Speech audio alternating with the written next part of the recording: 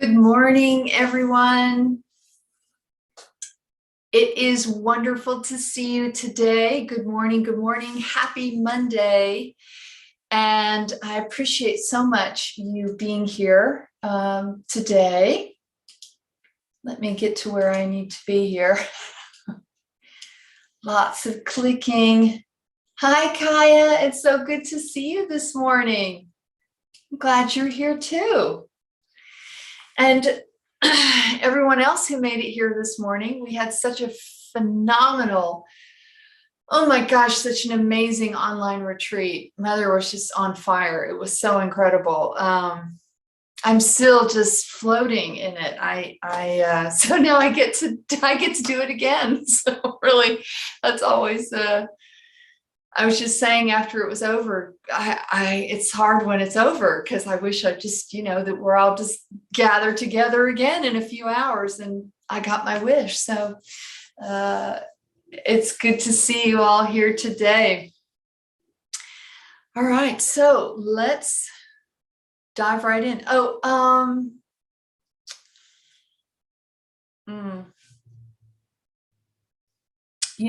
I think I'm going to have to send an email because I don't have my schedule here in my head about the live streams coming up, but I will go ahead and create them. All the ones I'm able to do for December, I'll go ahead and create those so that you can check out my YouTube channel, and then you'll know which dates they're going to be and which dates they're not going to be. So I just can't remember how all the holidays and everything falls, and I'm taking a little trip to see my family, and so I just need to make sure that I have it all straight in my head.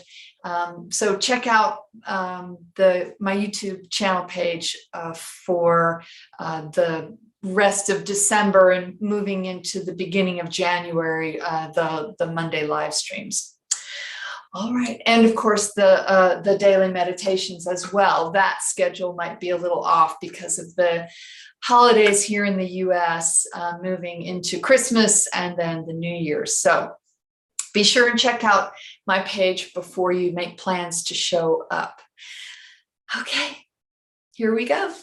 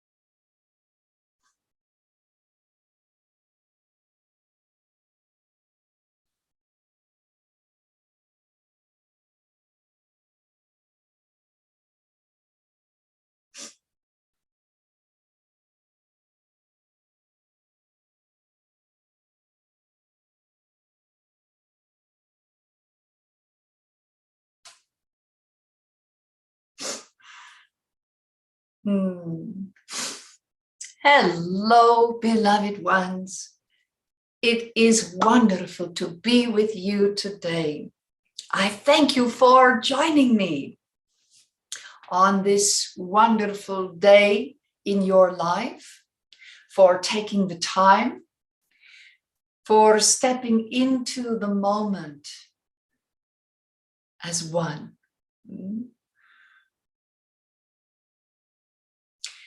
So today I want to tell you a secret. Now, for some of you, this may not be a secret, and for some of you, it might. I'm going to tell you the secret of one of the most powerful spiritual tenets that you can practice in your life. Now, there's a few of them. Not a whole lot. They're fairly simple. There's a few, but this is one that anyone can practice without any kind of previous experience, no training involved. And that is the spiritual practice of service or seva. Now, let me start by untangling any confusion you might have about what service truly is. Now, there is service and there is servitude. And both might look exactly the same on the outside, but on the inside, they can feel vastly different. So first, I'm going to focus on servitude, because this is oftentimes a very common practice amongst individuals. And when this is practiced, it can sour you to service, the joy of service, right? So servitude happens based on your motivation. Why are you trying to do whatever it is you're doing? When your motivations are wrapped in fear and shadow, it takes the act of service and turns it into something else. It turns it into servitude. And when you are in servitude, you can feel resentful, exhausted, spread too thin, frustrated. It can suck the joy right out of this spiritual practice. It can make it feel like an obligation and a burden. And ultimately, those fears that are wrapped up in your actions or that are motivating your actions, they do not leave room for fulfillment. So you can take what looks like on the outside very selfless actions. But if you are coming from an unhealthy, selfish place, then you will not feel the fulfillment of service. You will not feel the satisfaction. It will tend to have this feeling that you're never doing enough. It's not enough. No matter how much you do, it's never enough. And that the fault lies with you.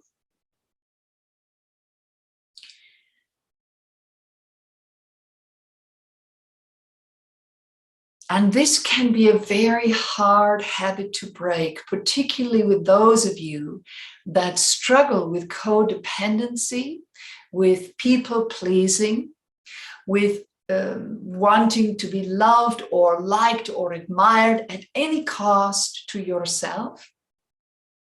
You can get into these habits of trying to manipulate your giving to make sure that you're getting, right? And let me start by saying this is completely understandable. And for the most part, it does not negate the goodness of what is being given to others, right? If you are giving your money in service to a cause, that cause is still receiving your money, which is a neutral energy, and it is dispersed in a way that can help others. But if it doesn't feel good to you, if it doesn't feel joyful to you, then it diminishes its efficacy. It diminishes the power of the giving itself. And if you are involved in an organization where a lot of people are motivated through their own insecurities, their own fears, their own inner shadow, and there's a lot of frustration and a lot of resentment going on and a lot of politics and problems and internal problems, then at some point, even the people or the environment or the area that are being served starts to resent the service. Because resentment is very contagious. And if it festers long enough, it can sour the whole experience for everyone involved. And that's not to say it's black or white. There will always be people who are served deeply. Their lives are changed. The environment is changed. Animals are helped. All kinds of good things can happen even when the people involved are very unhappy as they go about doing it. There is always different levels to the dynamics of interpersonal relationships. But I bring this to you today to encourage you to give some deep thought to service. As you all are in this time of a year, whether you are celebrating, however you celebrate, with community and family. I spoke about this last week to discover why you celebrate and what you're celebrating. But oftentimes around these times of celebrations, there is also the desire to give back, to be of service. You even have the holiday of Giving Tuesday right after Cyber Monday to encourage and remind people what is really at the heart of these holidays.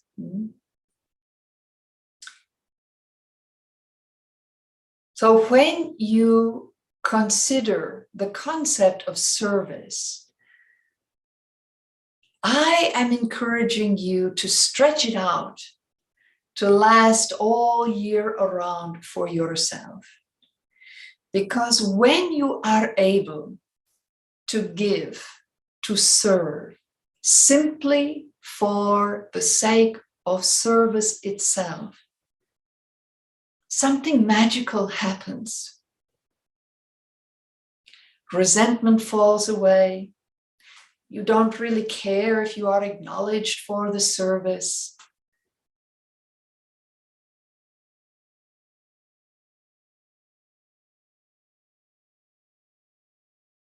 You're not so concerned that you're going to get something out of it.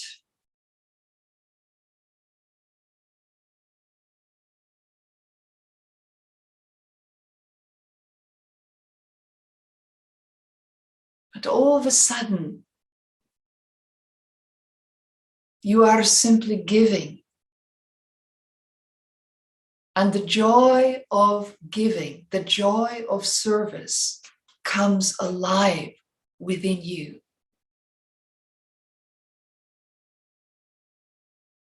And yes, it's wonderful to see the lives of others improve, or to see the environment improve, or to see the state of certain animals improve. But even if there was no improvement, if it didn't seem as though anyone was really benefiting from your service, it would still feel wonderful inside of you. This is the kind of service that has the power to ignite a world. It is 1,000 times more contagious than resentment. It is easily passed from one individual to another. It can spark a whole movement of change. And you have seen this on your planet over and over again, that when there is a genuine, simple desire to serve, without the motivation for recognition, power, money, even sex, or quieting your own demons that are inside of you, making others do the way you want them to do, that you are pushing your agenda or your vision of how people should live and how things should be. When all of that falls away, you are left with an open conduit for love and joy.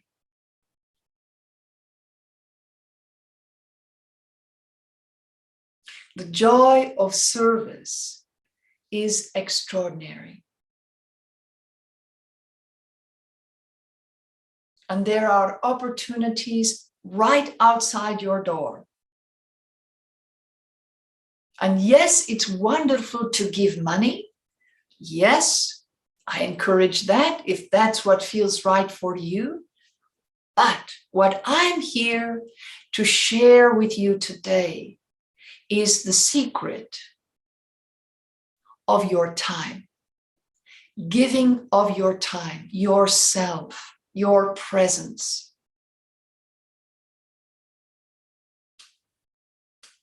It can be as simple as helping a neighbor consistently navigate their life,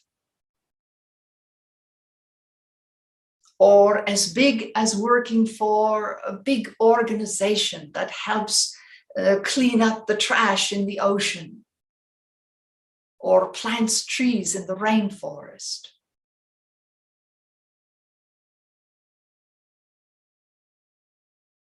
And I know that it can feel overwhelming because there are so many organizations designed to help others. There are so many charities. There are so many people in need. But if you follow the wisdom of your internal guidance, your heart, your soul, what do you want to be involved with? To whom do you want to give your time?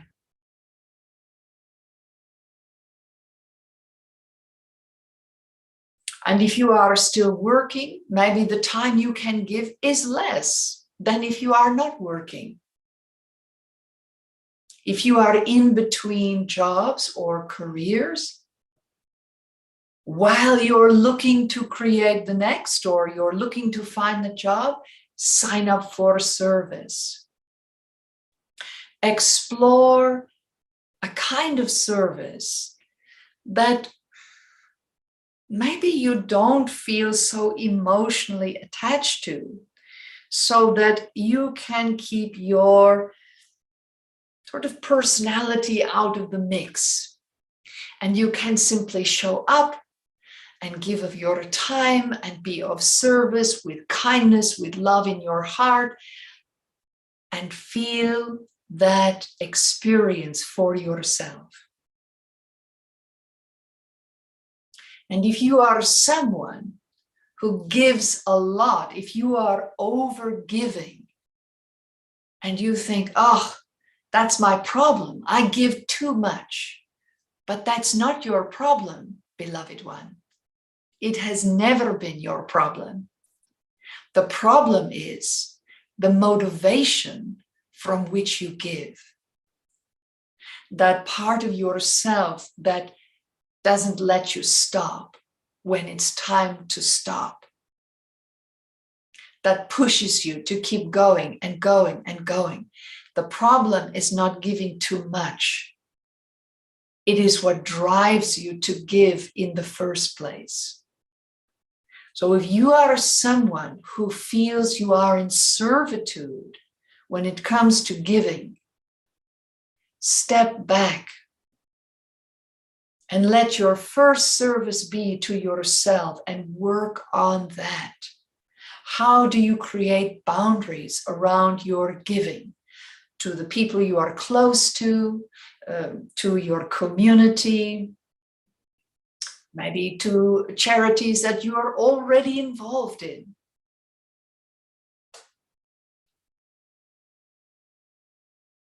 How do you set boundaries and let what you can give, the time you can give, let that be enough? And are you involved with people and organizations and communities that speak to the deepest part of your heart? Not the part that, the brain that has an agenda, but the deepest part of your heart. Are you allowing yourself to be involved there? One of the sort of problems in overgiving, not having boundaries, is people usually end up giving or being a part of or involved in things they don't really care that deeply about. Someone said, hey, you're good at this. We need you to do this. And your inability to say no, you ended up there. And it's not really for you.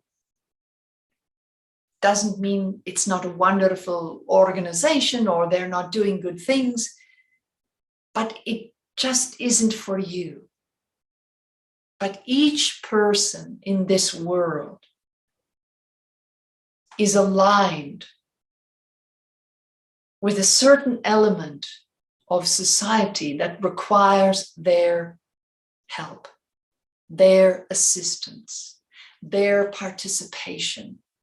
There's a reason that people are in need, because all of you need each other.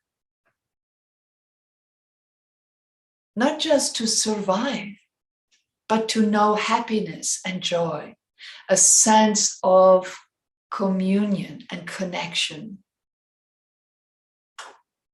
So I'm going to ask you over this next week to take a good look at how you give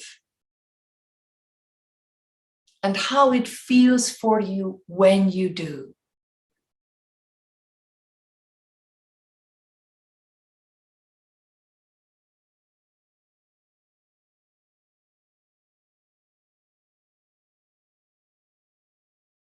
And each one of you has, at some point in your lives, given with shadow motivation.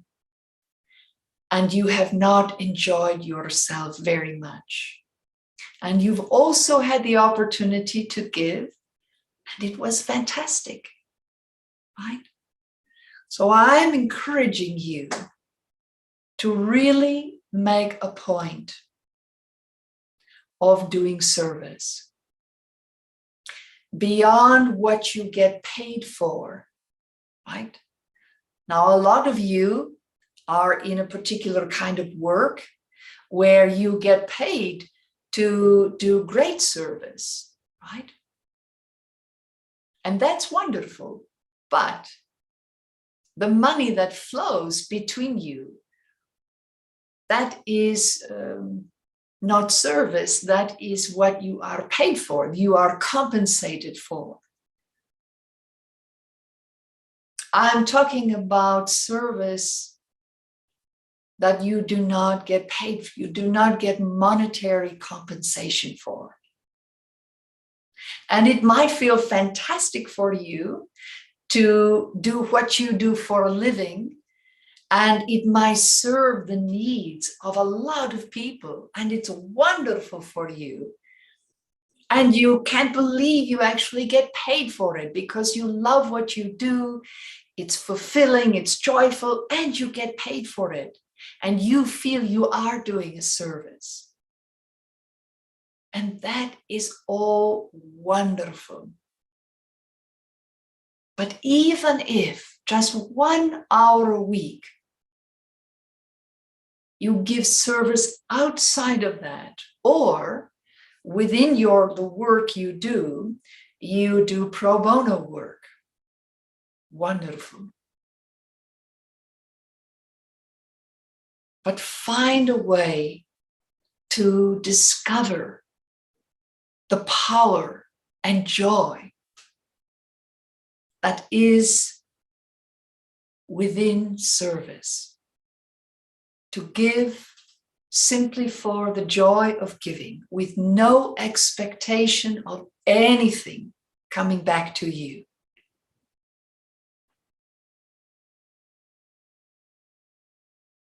Again, it doesn't have to be big, but it does need to come from your heart and soul. And if you struggle with clarity and hearing your inner voice, you're not sure if what you're hearing is right, or which do I do, and there are so many to choose from, just choose one, beloved. There is no wrong way to be of service when you come from your heart. And if you find after a period of time that you don't really resonate so deeply with it, then try something else. This is a way for you to connect with others deeply. Because in that joy and in that fulfillment that service brings, there is also connection. And if you are struggling with depression and anxiety, if you are isolating and you think, I have nothing to give, I can't even give to myself, I have nothing to give, I'm still going to encourage you to do a little bit of service. Again, 1 hour a month, something that gets you out of your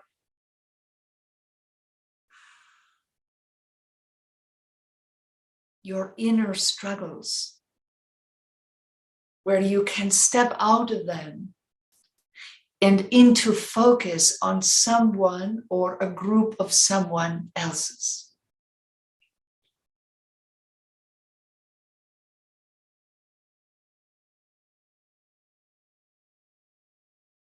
It might seem at first like a big effort and a hassle and, I'm too tired, or I don't really want to do this. I'm asking you just to try. And if you are struggling with a lot of psychological issues, maybe it's not a great idea for you to volunteer at a place where others are struggling with the same thing. It might be the best idea, but it might not be the good idea. It might be better for you to work with animals, or help plant a community garden. Make a list of what are the things that matter to you in this world, and where do you feel people are most in need within what matters to you, or the animals or the environment, right? You don't have to fly to the rainforest to plant trees.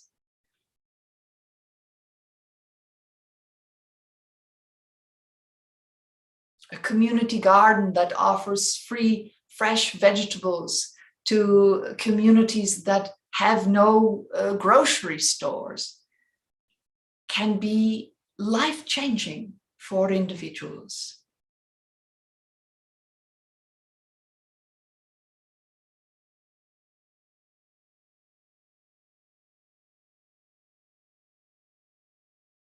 You have so much to give inside of you, and this is the secret. If you do not allow yourself to give, to have an outlet for giving from love, you will struggle in this life. Because as a human being, unless you suffer or are born with a psychological inability to empathize with others, to have empathy, then you know love. Love is flowing through you. And if that doesn't have an outlet, a consistent outlet in which you give and you are of service, and whatever's going on isn't about you, that you are there to serve others, that form of love is vital for the joy of human beings.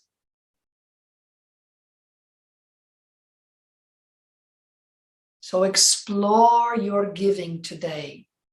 Are you in servitude? And what do you need to do to shift that within yourself? And where can you place yourself so that you can experience the joy of giving simply for the sake of giving itself? And I promise you, beloved ones, your lives will change. You will be uplifted. And you may be astonished at how fulfilling these simple acts can be.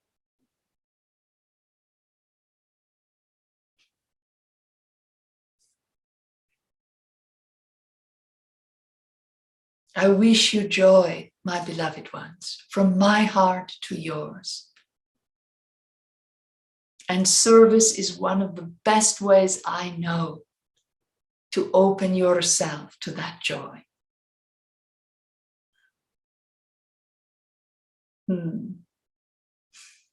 I love you. Namaste.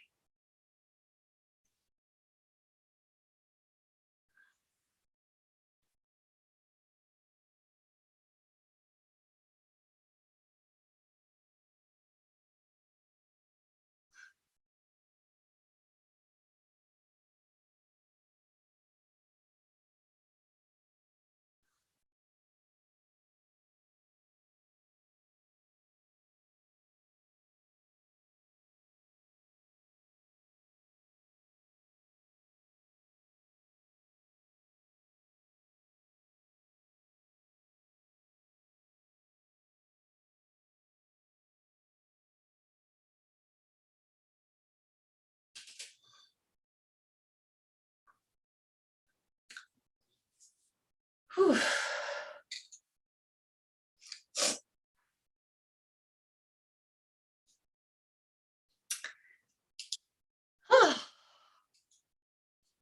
Wonderful.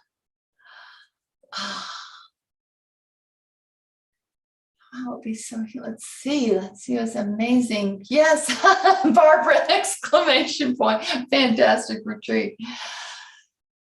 Yes, Kaya, I have to say for myself that I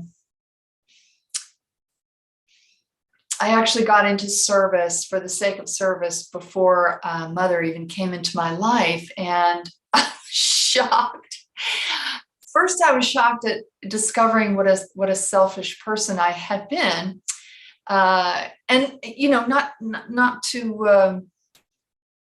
not this to be self-deprecating. It just was what it was, and it was a big form of destruction in my life. And when I discovered the joy of service, I have to say I was shocked. I had no idea. I mean, I knew that, yeah, okay, you get a warm feeling inside from doing good things for other people. For me, it was like I was skyrocketed. Like I just could not believe how powerful it was. And I've never looked back. I've been doing it gosh, almost 30 years now. And I just can't imagine another way of life. I really can't. And I'm not talking about the channeling that I do. It's completely separate from that. And it's extraordinary. So I highly recommend it. And I highly recommend Mother's advice about really making sure to learn how to differentiate between servitude and service, because I was of the servitude variety before I discovered service, and that was horrible. I'm so glad, Kaya. That's wonderful. You're so welcome, Lauren. I'm so glad you're here today. Cat lovers, find a local association, become a feeder. Oh, that's a credit. See, I'm allergic to cats. See, that's what Mother means. I'm allergic to cats. Like, I could never do that. But, there's millions and millions of people who can. And that's just works out. We all have a call to service. And to you share, well, Kaya, this is your opportunity to find a way that is simple and that works for you, and to just step it up a little bit. I mean, that's all you do. You start small and you just a little bit at a time. Oh, Jane, that's awesome. Yay. It's with an organization, Leah, that I've been involved with for a long, long, long time. And for those of you that have read my book, you probably know about my struggles with, or in the past, with my food addiction. So I belong to a recovery program for my food addiction. And I've been doing a lot of service. Like I don't know, daily, if not daily, at least many, many times a week, I do service with that organization for over 30 years. So it's been phenomenal for me. Life-saving, life-affirming. Oh, it has brought so much joy to my life. And then I get to do this on top of that. Forget it. Feel like the luckiest person on the planet. I swear I do. Oh, you're so welcome, Ricardo. I'm glad to see you here today. Oh, how awesome, Pamela. I love hearing that. Love to know that she's right there with you in the meeting. That's so beautiful. You are so welcome, Leah. All right, everybody, thank you for being here today. Such a wonderful Monday. And as I said at the top of the live stream, I don't know if all of you were here, but please check the YouTube page for when I'll be doing the Monday live streams and the morning meditations. Because of the holiday, things might be kind of off. So I'm going to try today to put everything up. I'm going to, pre-schedule all the live streams coming up for the next month, and then be sure and check the page so that you don't take time out of your day to be there, and then I'm not actually having it. So, okay, love to you all. Have a fantastic week and have a wonderful, wonderful time doing service. Bye-bye.